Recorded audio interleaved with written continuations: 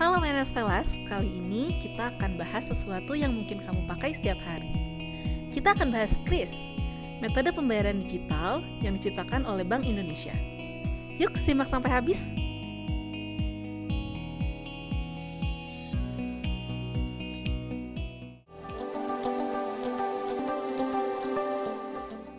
KRIS atau Quick Response Code Indonesian Standard adalah standar nasional kode QR untuk pembayaran, dikembangkan oleh Bank Indonesia dan Asosiasi Sistem Pembayaran Indonesia.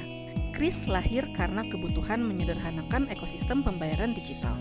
Waktu itu, makin banyak orang pakai dompet digital, tapi sistemnya terpecah-pecah. Dulu, tiap aplikasi punya QR sendiri. GoPay beda dengan OVO, beda dengan Dana. Maka dari itu, Bank Indonesia hadir membawa solusi KRIS.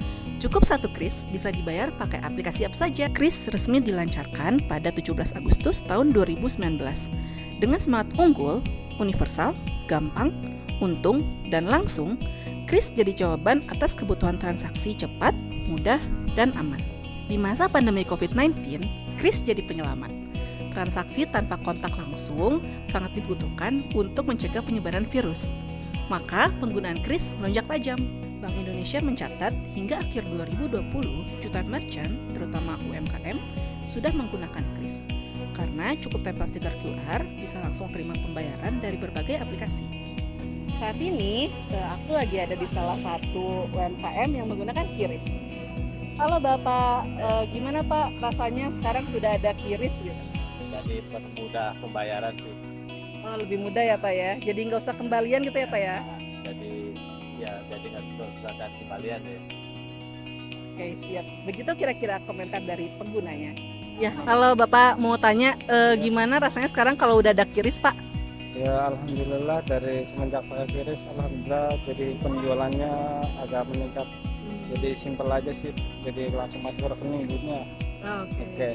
Jadi rame apa ya? Baik, terima kasih Pak. Sejak tahun 2019, pertumbuhan KRIS luar biasa.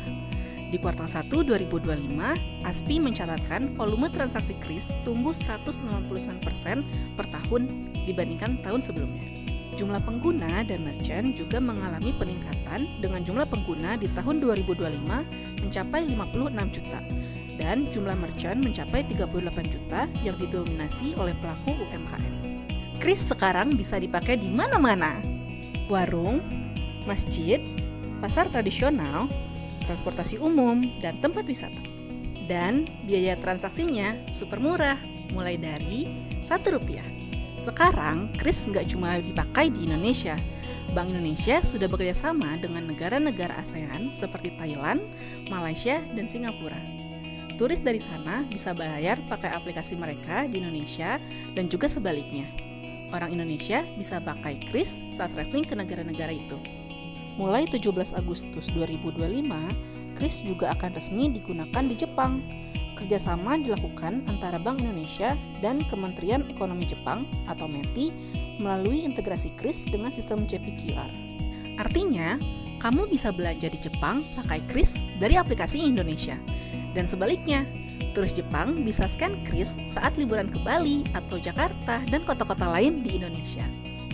Plus, ada rencana ekspansi ke Cina, India, Korea Selatan, dan Arab Saudi juga. Dunia mulai mengenal standar buatan Indonesia.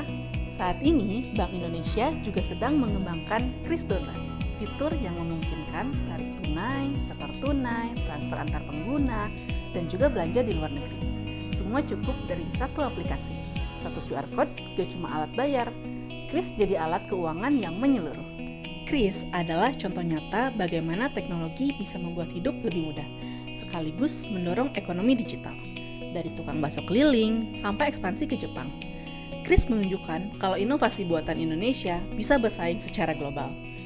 Sudahkah kamu pakai KRIS hari ini? Kalau kamu punya pengalaman unik pakai KRIS, tulis di komentar ya. Jangan lupa like, share, dan subscribe biar nggak ketinggalan konten menarik lainnya. Sampai jumpa di video berikutnya.